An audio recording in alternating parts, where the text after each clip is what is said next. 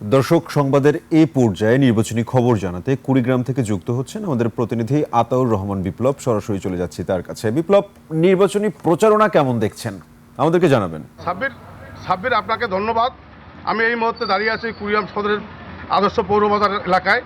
কুড়িগ্রামের প্রতীক বরাদ্দের পরপরই কুড়িগ্রাম জেলার 4টি সংসদীয় আসনের 26 জন প্রার্থী জোরে সোরে মাঠের প্রচারণা শুরু করেছেন।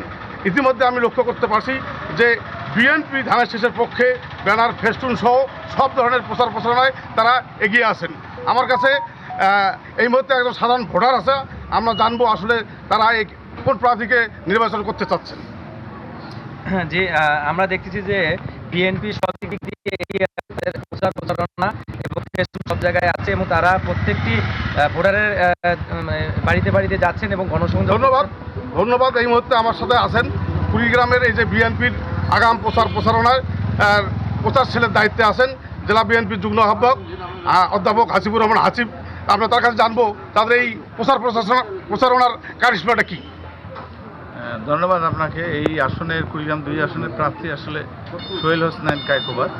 ওনার নির্দেশনায় আমরা গত 15 দিন থেকে এটার উপরে কাজ করছি এবং 22 তারিখ থেকে যখন আনুষ্ঠানিক প্রচারণা শুরু হয়েছে, আমরা ওয়ার্ড থেকে ইউনিয়ন থেকে উপজেলা এবং জেলা পর্যায়ে আমাদের সংসদীয় আসনে কুড়িগ্রাম সদর, রাজারহাট এবং ফুলবাড়ি 3 উপজেলায় আমরা সমানভাবে আমরা নির্বাচন আচরণবিধি মেনে ব্যানার, ফেস্টুন, বিলবোর্ড যা নির্বাচন আচরণবিধির মধ্যে আছে সে সমস্ত সেদিন আমরা লাগিয়ে ফেলেছি এবং আমাদের বিধি অনুযায়ী 3টে উপজেলায় 3টে মাইক আমরা সেই মাইক অব্যাহত রেখেছি।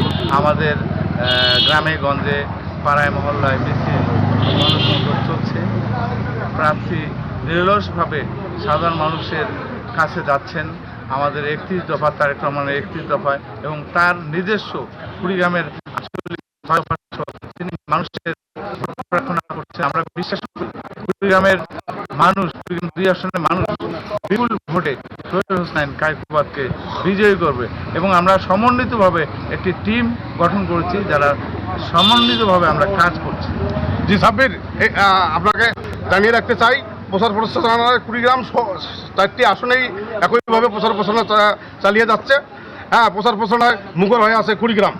এই ছিল সাব্বির কুড়িগ্রাম থেকে সর্বশেষ বিএনপির নির্বাচনী প্রচারণার